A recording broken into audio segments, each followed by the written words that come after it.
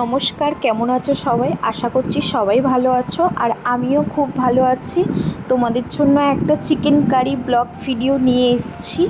তো আশা করছি আমার ভিডিওটা তোমরা দেখবে আর ভালো লাগলে লাইক কমেন্ট শেয়ার। ফার্স্টেই কিন্তু আমি চিকেনটাকে ধুয়ে ভালো করে সর্ষের তেলের মধ্যে এপিট ওপিট কিন্তু ভেজে নিলাম। তার আগে কিন্তু আমি আলুটাকে ভালো করে ভেজে নিয়েছি। আর এইগুলো হচ্ছে ফোড়নে দেব: তেজপাতা, শুকনো লঙ্কা, দারচিনি, এলাচ, লবঙ্গ।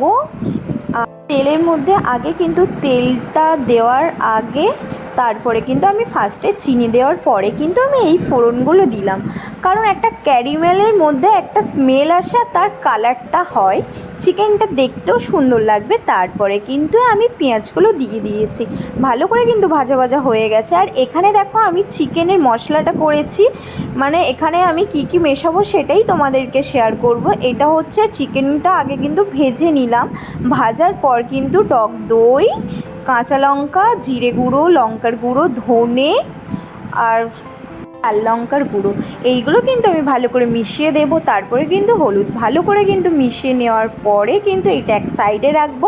তারপরে দেখো আমার এই পেঁয়াজটা কীরকম হালাত হয়েছে। পেঁয়াজটা কিন্তু যখন একটু ব্রেস্তা হবে তারপরে কিন্তু আমি আদা রসুনটা দিয়ে দেবো, ভালো করে কিন্তু আমি কষিয়ে নেব।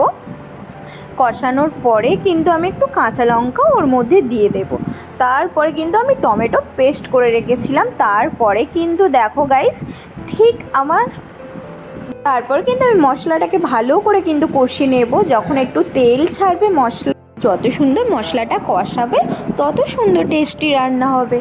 তারপরে কিন্তু আমি ভালো করে দেখো আলুটা দেওয়ার পর এদিক ওদিক ভালো করে কিন্তু কষে নিলাম। কষানোর পর কিন্তু যখন একটু তেল তেল ছাড়বে তারপরে কিন্তু আমি মাংসটা দিয়ে দেবো।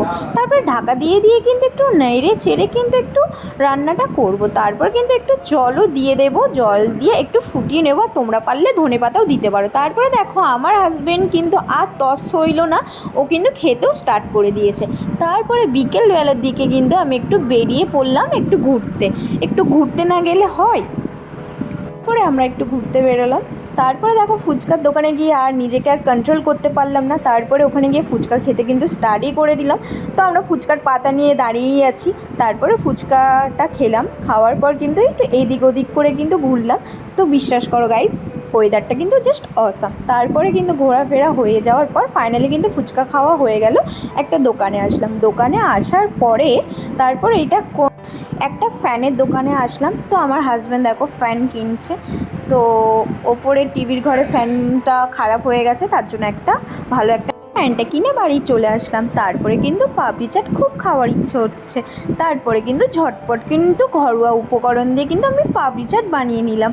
তারপরে কিন্তু আমি একটু ময়দা দিলাম, তারপরে কিন্তু আমি একটু সাদা তেল দিলাম, তারপরে কিন্তু নুন দিলাম, বেকিং সোডা দিলাম, ভালো করে কিন্তু মিশিয়ে নিলাম। তারপরে কিন্তু সুন্দরভাবে, আর হ্যাঁ, জোয়ান কি কালো জিরে, আমি একটু জোয়ানটা দিলাম এই কারণে একটু মুখে পড়লে একটু টেস্টি লাগে ওই জন্য। তারপরে কিন্তু ভালো করে কিন্তু এপিট ওপিট করে ভালো করে কিন্তু আমি মেখে নিলাম।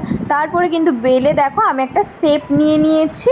তো একটা মুগা দিয়ে আমি ভালো করে একটা লুচির মতন একটা শেপ করে নেব। আর এই প্রেশার কুকারে হচ্ছে আলু সিদ্ধ। তারপরে কিন্তু আলু সিদ্ধ হচ্ছে আর কড়াইয়ের মধ্যে কিন্তু তেলটা গরম করতে আমি অলরেডি দিয়েই দিয়েছি।